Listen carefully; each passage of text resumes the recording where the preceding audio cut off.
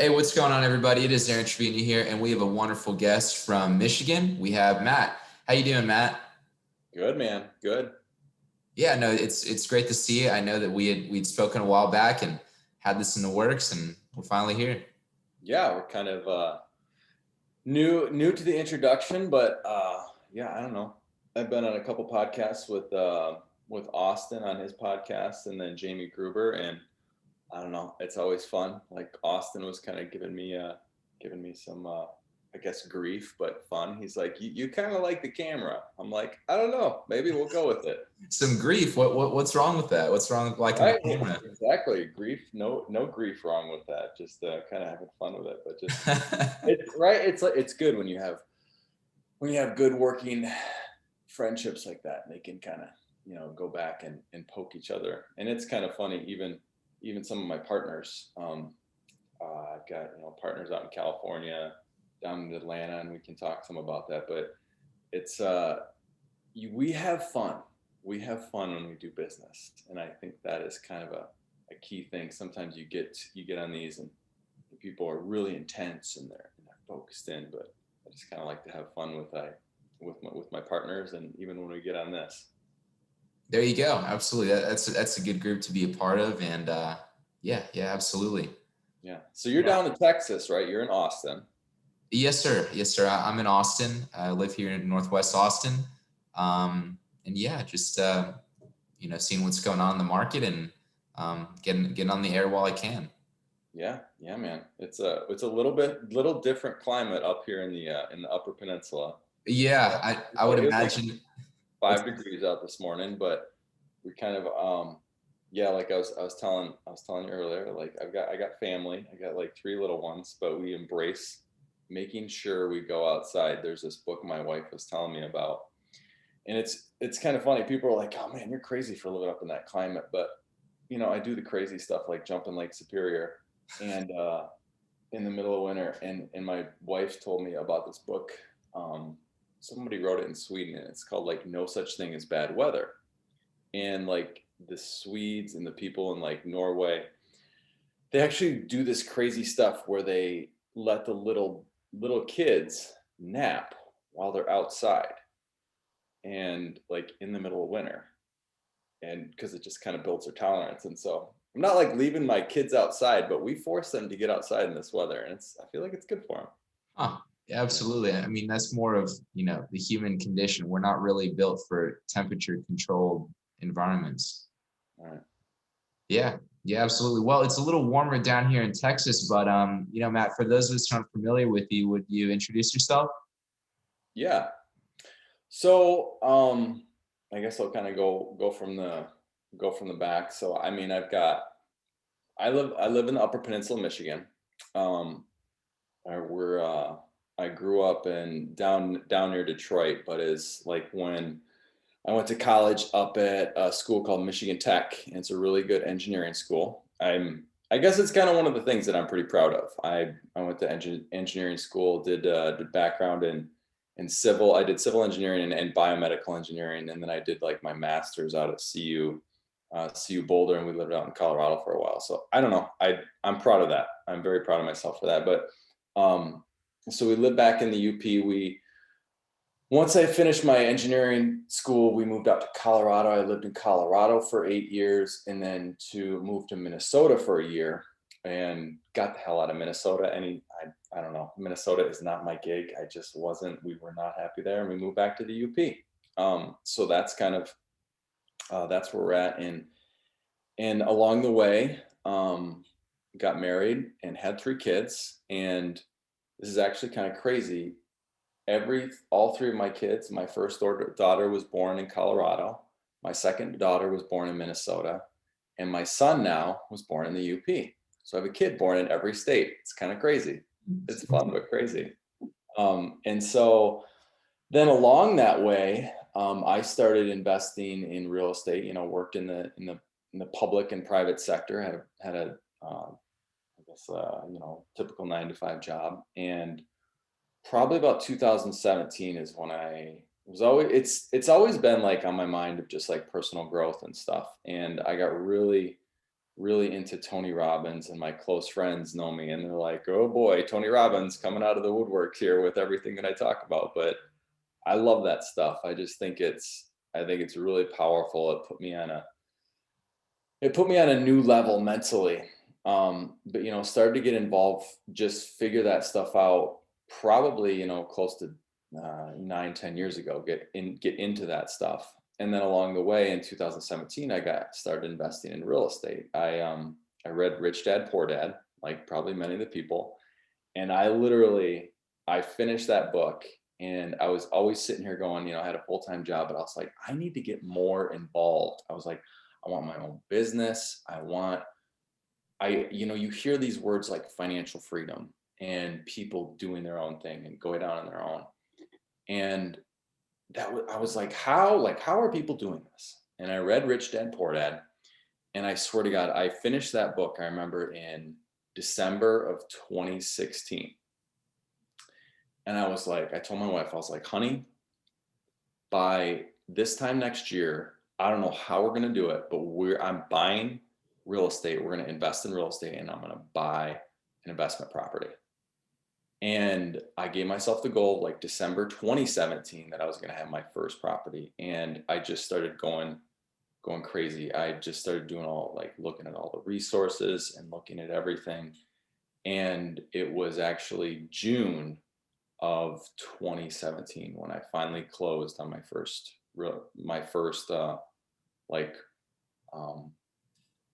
triplex, my first investment property. And I even said on Austin's podcast, it's funny how you figure out how to do these things.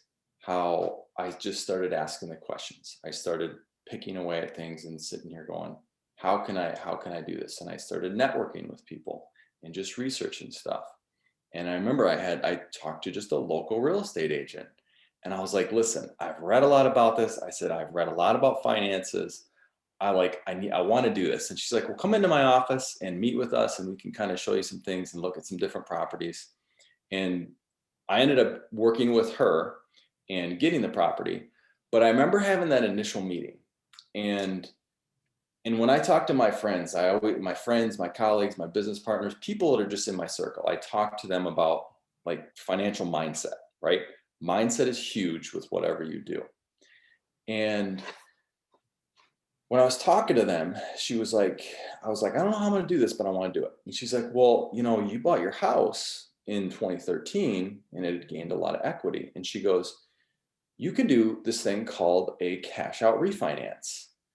And I was like, what's that? And she was like, well, you basically, pull your equity out of your house. And in my brain at that time, I was like, that's crazy. I'll never do that. That's nuts. So scared. Then you start going down the path, and that's how I got my first piece of property, my first investment property. And when I look back, I'm like, why didn't I do that sooner? How did I just figure this out now and not do that sooner? So it was just a way of, that was me.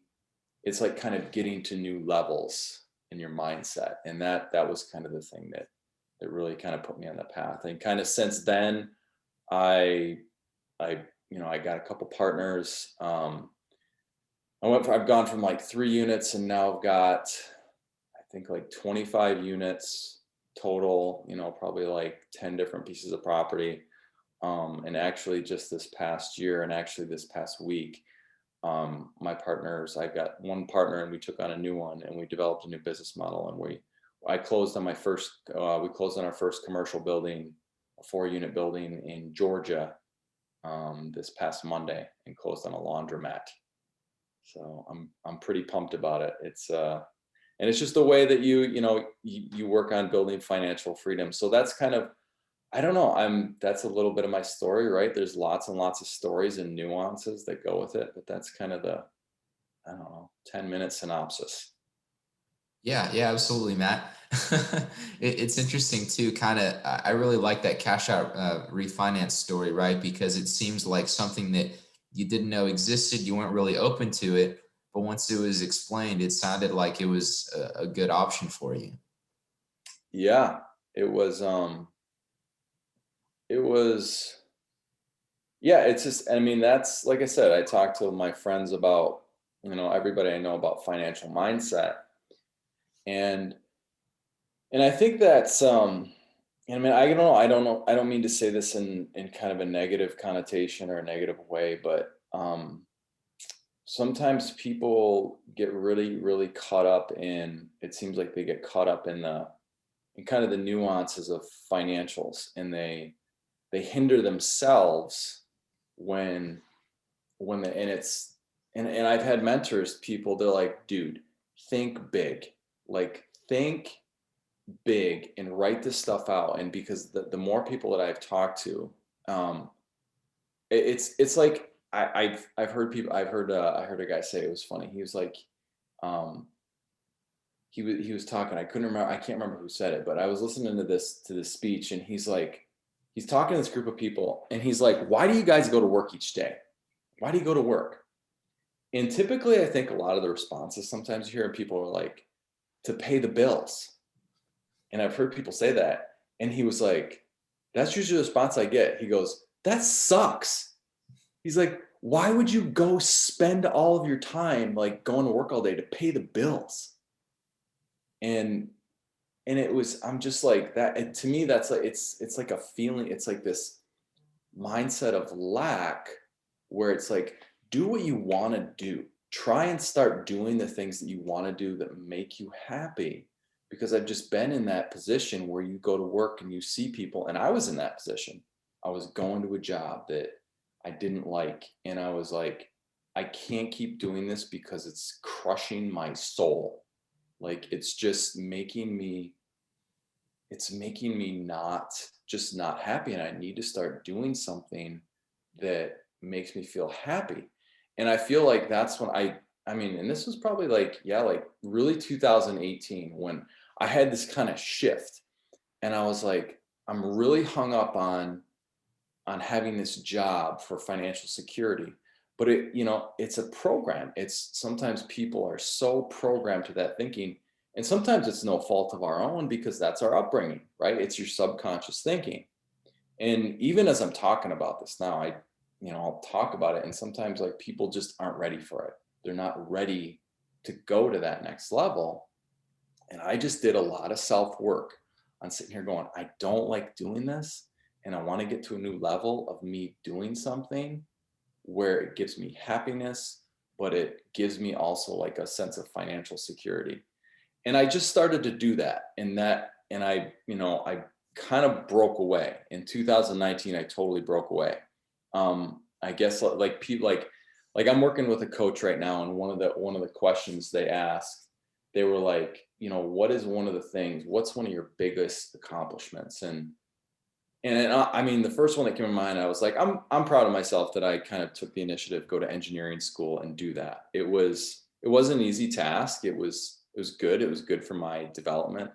But one of the things that I think was most like the thing that gives me the most sense of accomplishment was kind of the courage to sit here and say, in 2019, I remember this, in June of 2019, I left like a six-figure job that gave me a lot of financial success, but was very, very misaligned with my values and what I wanted to do for my goals in life.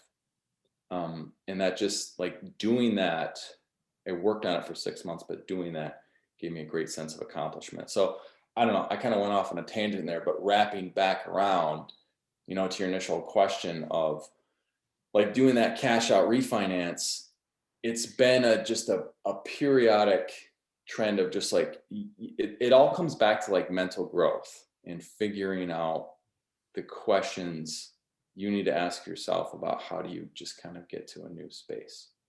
And that's just kind of one of the things that I just constantly worked on. And even if, when people listen to this on your podcast, if there's a piece that, anything I can give them value or give them drive to do, it's just constantly like, don't give up, like keep going and keep working on stuff. And I mean, I felt that way for a long time. I was like, God, like, why haven't I figured it out? Why haven't I figured out how to get to that place? And even as I reflect, like right now, I'm still not totally in that place, but I've made a lot of progress. I've made a lot of progress, and I'll tell people like keep going and keep doing the thing where you want to get to, because things will come along and you'll make the steps and you'll do them. So, Yeah, absolutely, Matt. It can be kind of scary for people as well, kind of going on that, that path less traveled. And, that's scary for people. right.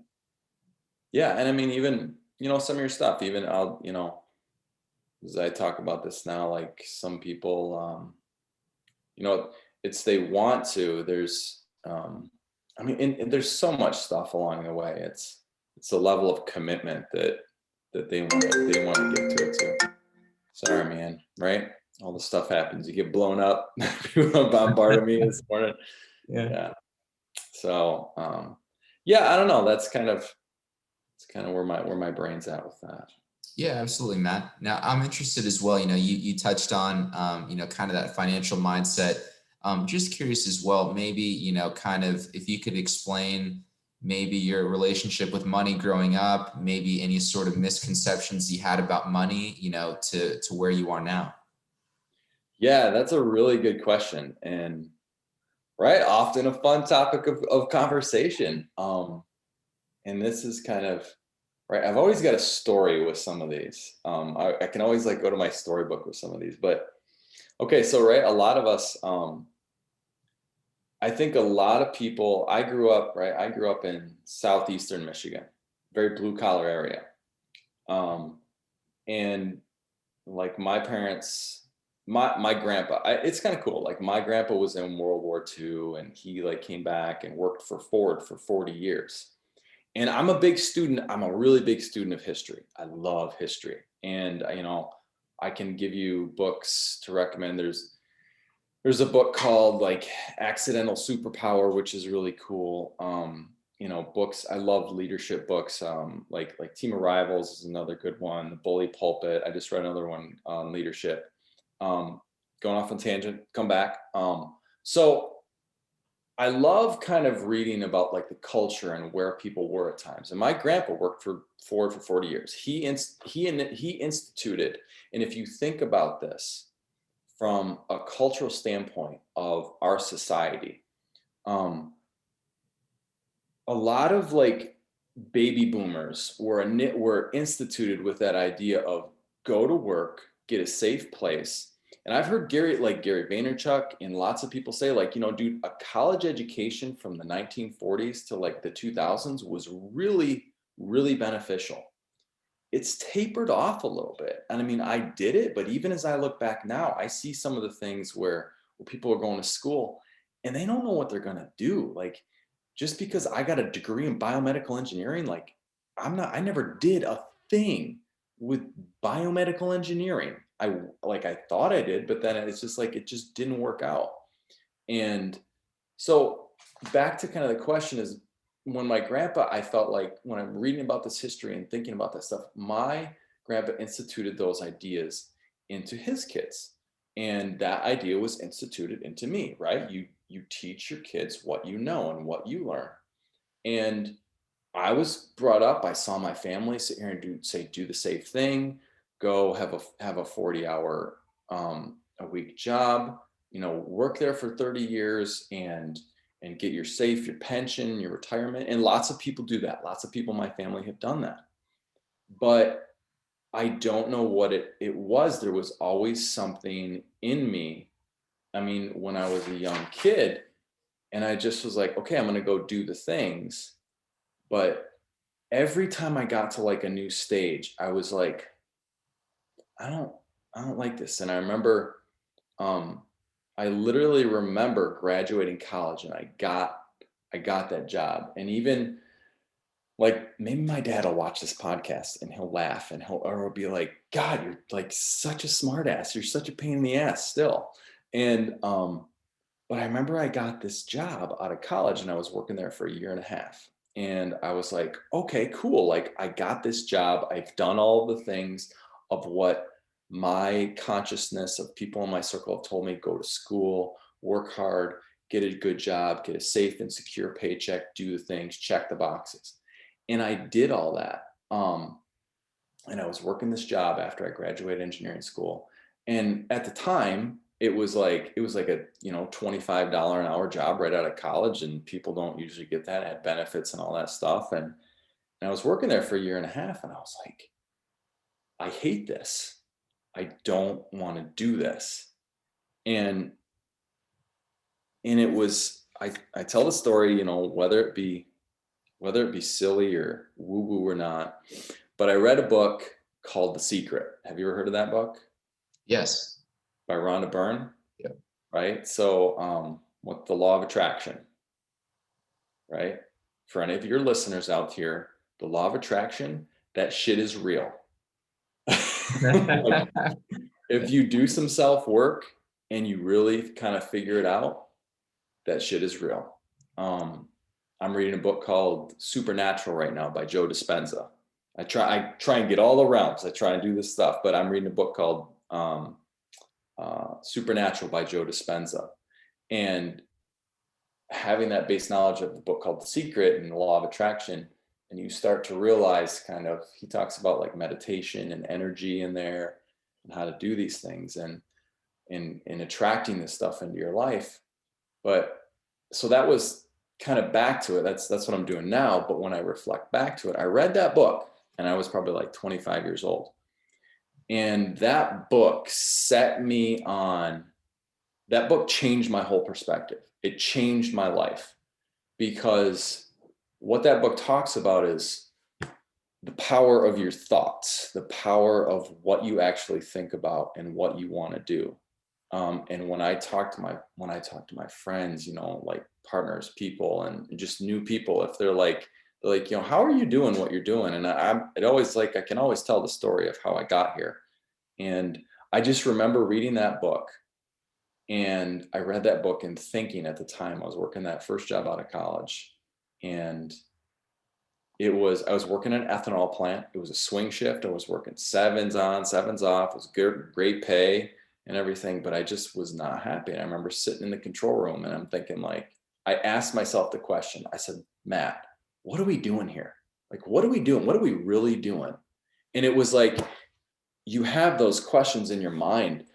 And I tell people, like, those questions, when those things come up in your brain, you might want to pay attention to them, because that's kind of your brain asking you, like, what's going on.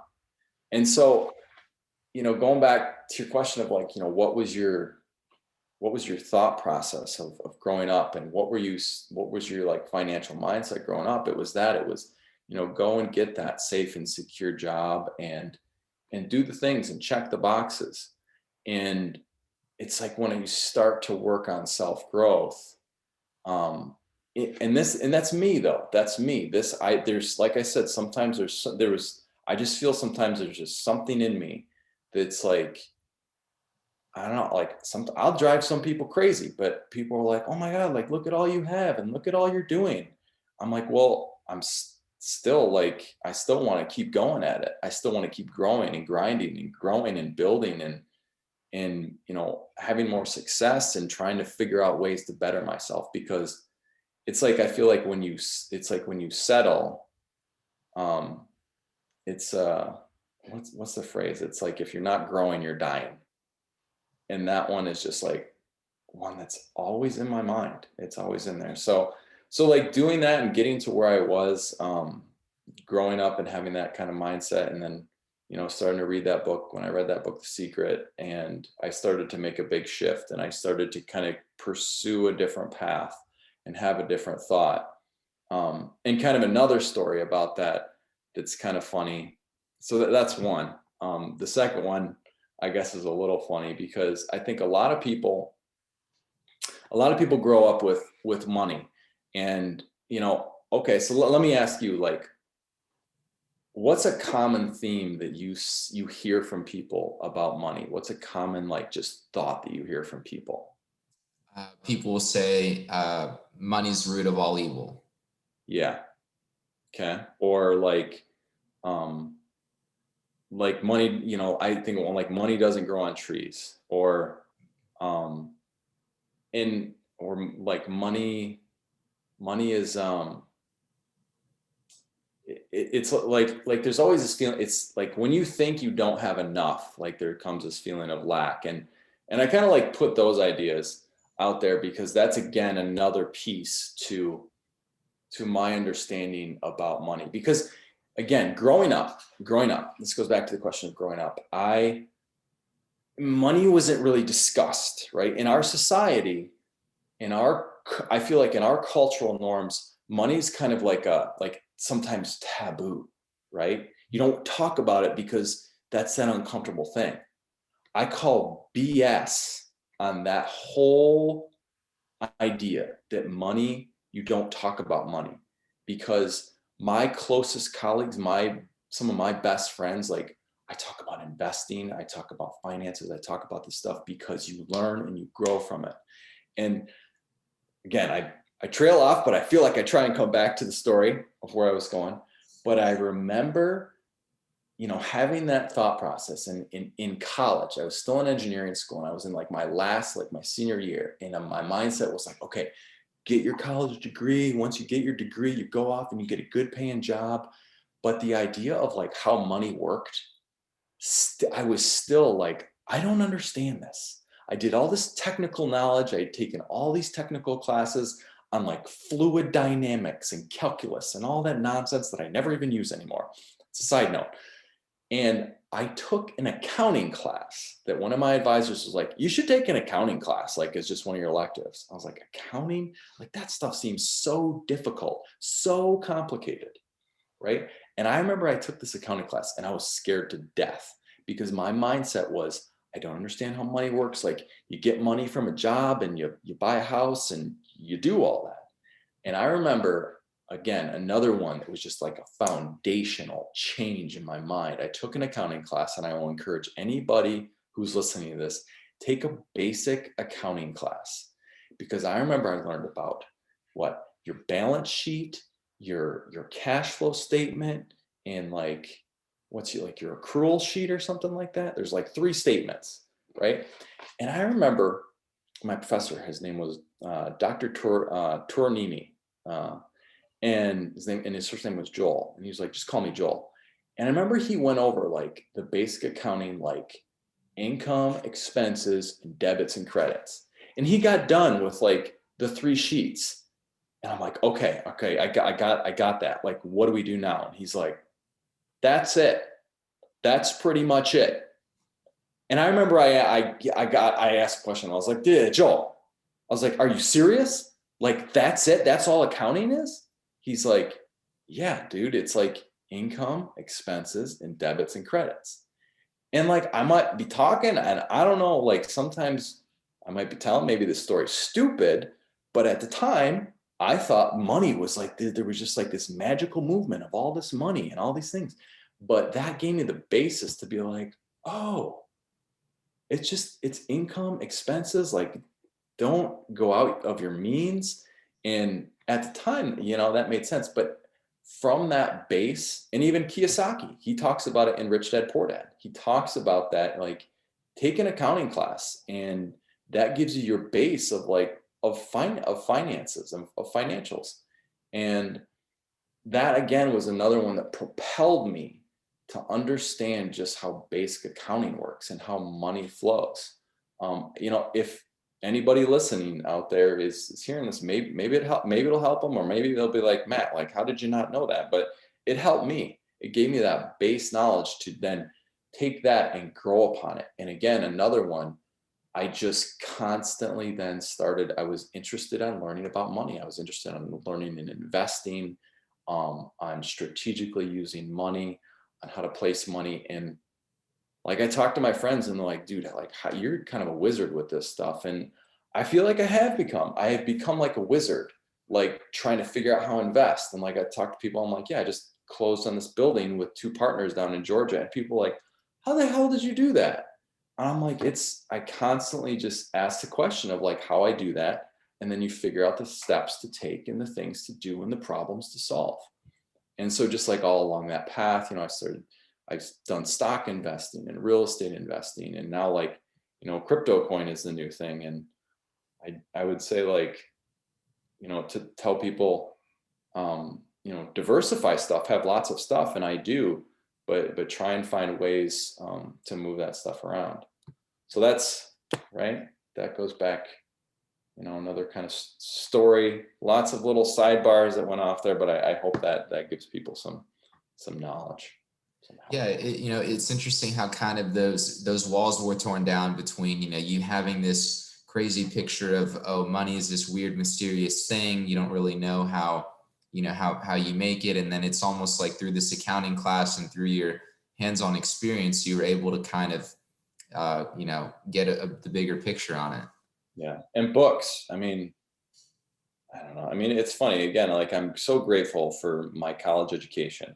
For me, that was a huge foundation. I learned a lot of stuff about how to be very meticulous, on how to be, I'm a super numbers guy. And it's kind of funny. Like my business partners, they're often like, all right, Troop, like you're running the books, you're doing the finances on this stuff because like you understand this. And then they'll be like, it's funny. We had a call last week, and one of my partners was like pulled up his spreadsheet, and I was, so I took over. I'm like, okay, hold on. This is a spreadsheet for this. And they saw all the like spreadsheet tabs across the top of my, and like my Google Sheets, and like, holy crap, look at Mr. Spreadsheet over here. And that's just like, a little funny. And that's, I feel like, just another thing that engineering school did for me. It gave me that knowledge to understand a lot of the nuances of stuff.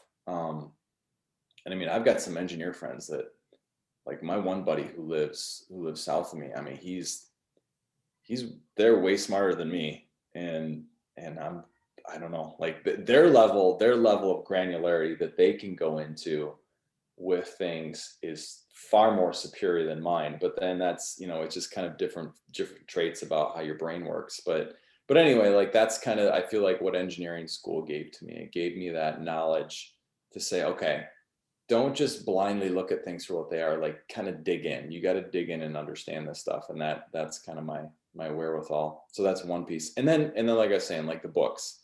I mean, I read Rich Dad Poor Dad. That one's a great one. I always tell people, I will, and my friends will probably laugh if they hear this, but Tony Robbins' book, Money Master the Game. If you want to have a great understanding of like investing and how the big boys, the big players do it, and kind of some amazing strategies, read that book. And I've told all my friends, and I feel like I've given it to, I know that 3 of my close friends have read it. And if they're on here, they're probably like, yep, Troop recommended me that book. And I read it, and that kind of, I was like, mind was blown. But it's a 600-page book. It's a freaking novel. And they texted me and they got the book. They're like, dude, what are you making me read? You're making me read this textbook. I'm like, yeah, read it and understand it, and your whole understanding of finances and investing will change. And I read that book, and right, I feel like I'm giving like a pitch for Tony Robbins. Sometimes people are like, dude, do you get like commission for his stuff? I'm like, no, but I should. But so I read that book, and I mean, Tony Robbins goes and he interviews people like Warren Buffett, Ray Dalio, Charles Schwab, these big players, on how stuff actually works with money and finances and investing. And he breaks it down and has you understand. And when I read that, I made moves. I started making moves with my investing. And I just was like, money, I understand money now. I understand investing. It's not an illusion. It's a game. It's definitely a game. And people who don't realize it's a game, if they don't even realize that it's a game, they will lose and they'll be taken advantage of. And I refuse to allow that to happen. And that's why I talk to all my close friends about that. That was a good one. Little kids screaming in the background. Yeah, that one I feel like just was a game changer for me to understand and start investing and moving in a new direction with financial knowledge. So yeah. Yeah, absolutely. You've touched a lot about, kind of that money mindset, kind of breaking down those misconceptions, being able to kind of understand the big picture, what the money game is about. I'm just interested as well. I know you talked about, getting that apartment in Georgia. What sort of properties are you actively looking for right now? Um, yeah, I mean, it's busy. I don't know. Yeah, no short means of busyness. I'm always looking, and people, I'll go look at stuff, and I'll like post stuff on Instagram. People are like, "Did you buy that? Did you buy that?" I'm like, "Well, I don't buy everything that I see and look at, but I'll go and look at and like." So the majority of my portfolio is like 3 to 10 unit properties, and like I just went and looked at. So, okay, so these are kind of like the big buckets of what's going on in my life. I mean, the first one is family, right? Your wife and 3 kids. It's bucket number one. The second one is like I work in cannabis right now. I'm working for my mother-in-law's cannabis company, which is super cool. Where it's a cannabis startup. I'm working at this dispensary. Like I'm understanding all the nuances with cannabis law, like cannabis growing, all of that stuff, which is super cool.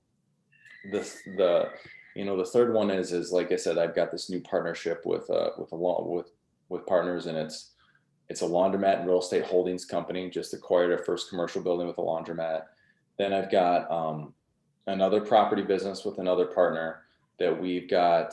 I think it's like 15 units, 15 total units in downstate Michigan, and then I've got my own property business where I've probably got I think like 5 properties. I've got an Airbnb in there. I've got a couple. I got a 2 unit over in Minnesota. I got a 3, and then another 3 unit in downstate Michigan.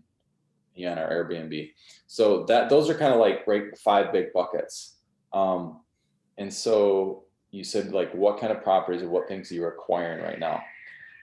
I Right now I feel like I'm always like those are the ones that I've developed that are really cool.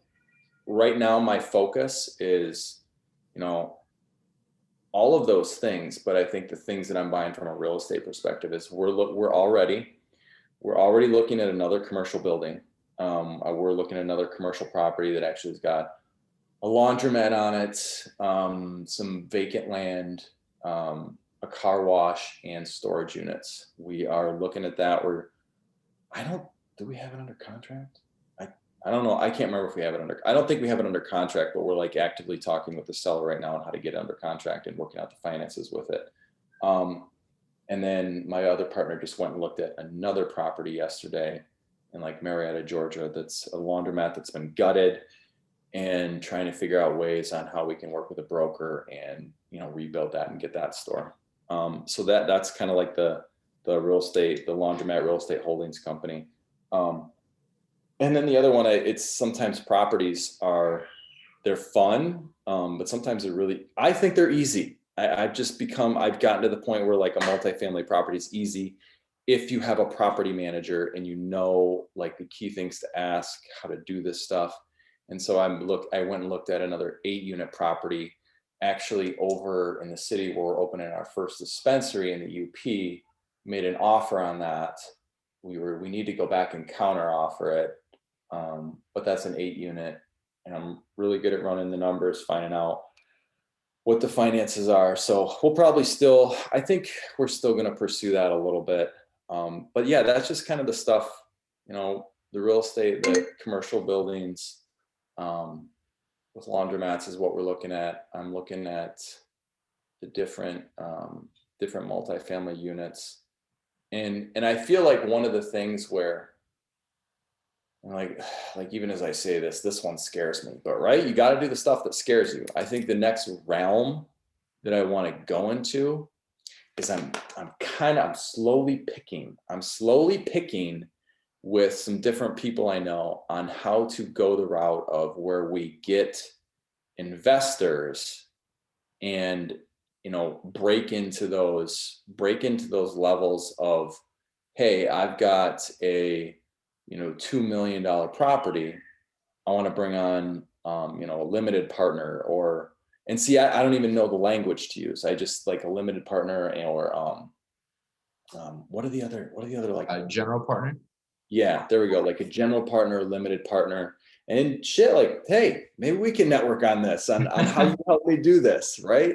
But Yeah. I think that's the realm I'm going into is raising. I want to figure out um, how to raise money and put those deals together where it's where I do it and I can kind of like be that, you know, be that guy where it's like, okay, here's the whole deal.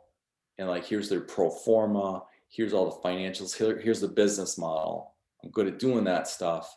And then bring it to people and be like, okay, now we need to raise capital. I've never like done that. And it scares me a little bit. And right, but doing that is good for you. It's good for you. I know it is. But even I'm having the conversation in my brain like right now, like, oh boy, dude. So that's I feel like the next realm of where I want to go with things. And I've got there's some ideas that I've talked with my business partners about and even some other guys I know about. I mean, the first one going in that realm where you raise money is like the commercial buildings where you're doing the laundromats. They're very lucrative. They rake in a lot of money. And right, this one's so funny. When it was like it was 8 months ago when my partner, he was like, we are talking and he was like, dude, what do you know about laundromats? I was like, nothing. I don't know. And he's like, dude, they're really, really lucrative. They make a lot of money. I'm like, okay. And you start doing the research and you find out some big like people that are investing in laundromats. I'm like, huh. I'm like, okay. And you start to look at some of the financials. You're like, wow, okay. So and so this is a funny story. So I told my wife, I was like, I think we're gonna start focusing on laundromats. My wife was like, laundromats? Who uses a laundromat? And then I'm like, oh, my entire demographic of people that rent properties from me. And there's a huge demographic, right? But that's not my circle. I'm not in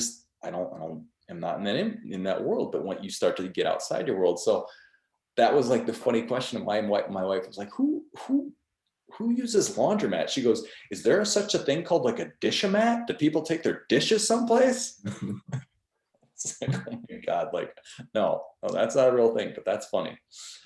So I thought that was pretty funny. So that's kind of like the new realm I feel like I'm trying to go in is how do I go to a new level of investing where I'm going after these multi-million-dollar deals. And I'll tell people right now, if like I'm looking at we're looking at these commercial buildings and how to get more of these under contract. And we've got, we know how the business model works. We know like what we need to do to close, but structuring the financial deal, I feel like is where I need some growth on, where I need to just talk to key people on how to do that. But then again, it's time to do that. And then this is kind of like pie in the sky idea that I'll throw out there.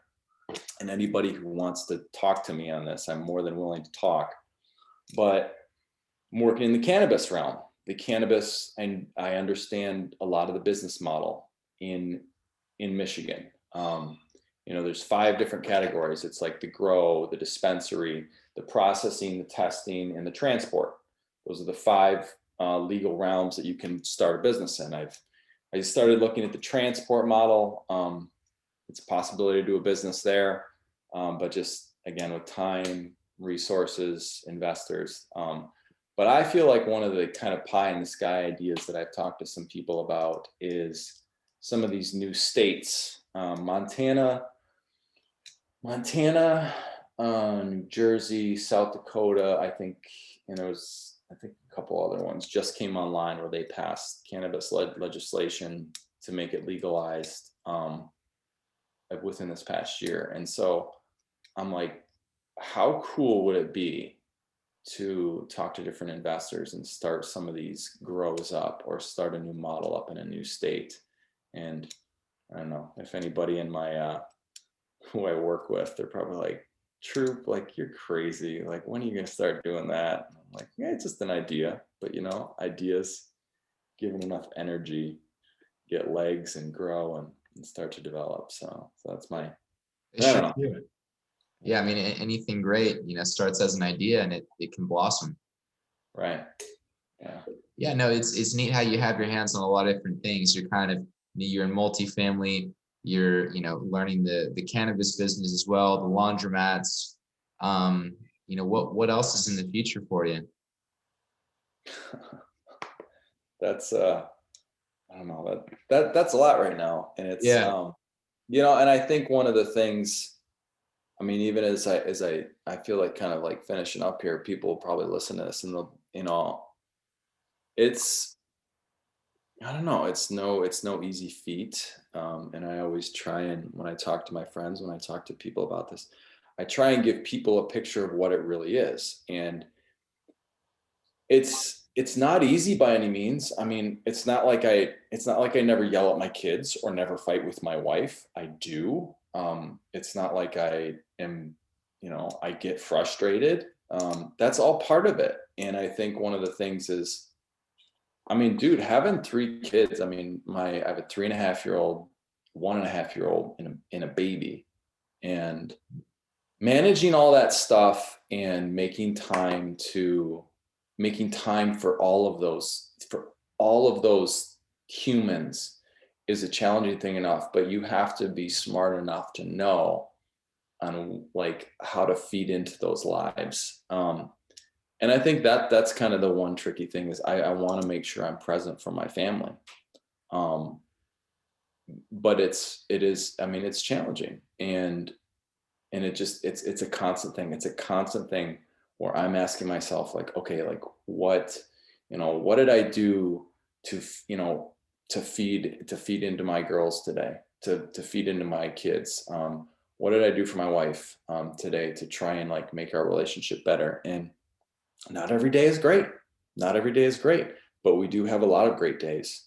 And doing all this stuff that I'm doing right now, it gives me like hope and enthusiasm and excitement for the future. Because and again, I talked to a lot of people about this. One of the things that I've done is we created, and you can kind of see it right here.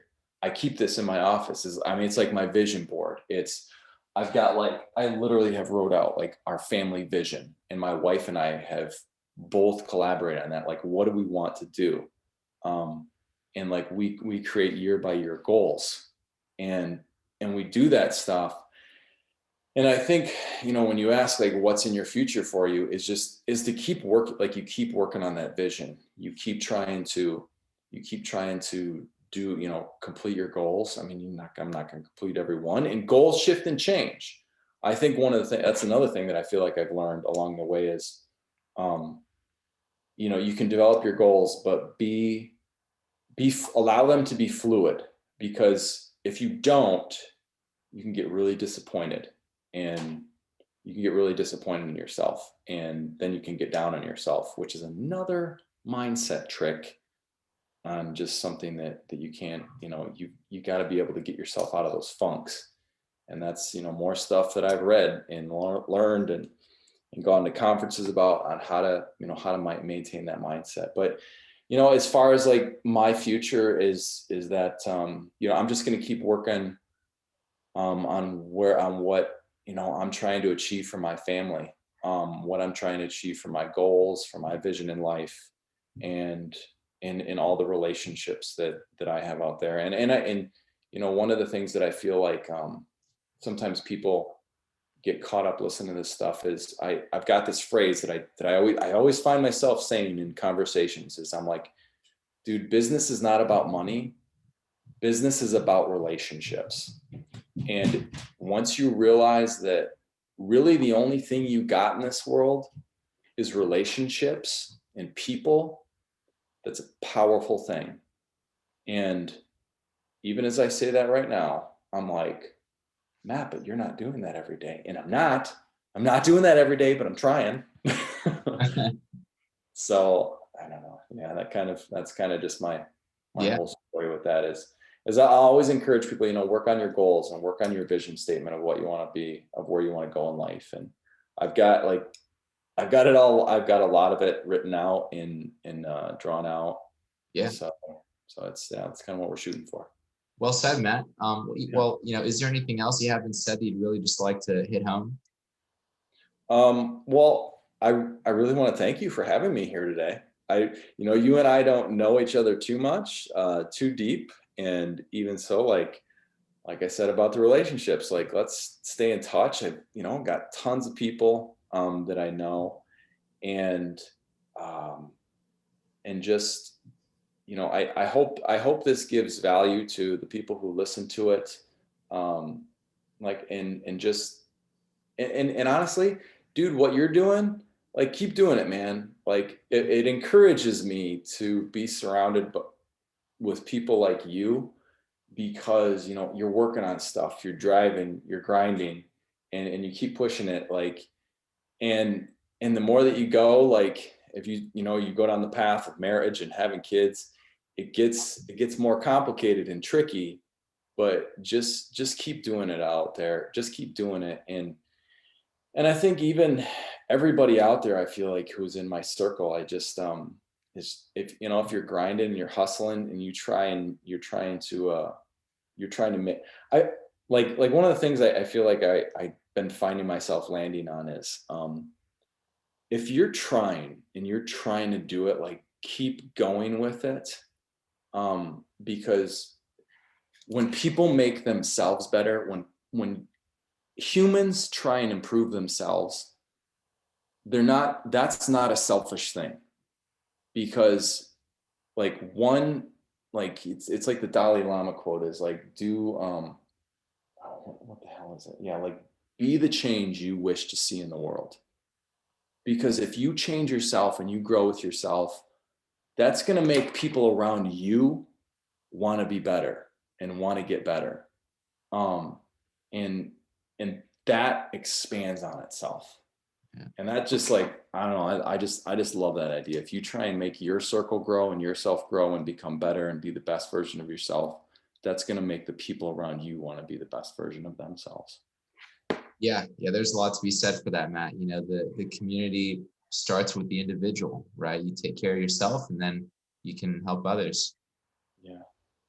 Yeah, absolutely, Matt. Well, let's say someone is, watching, they want to get in touch with you, they want to talk about laundromats, cannabis, Michigan, whatever it may be. Where can we find you?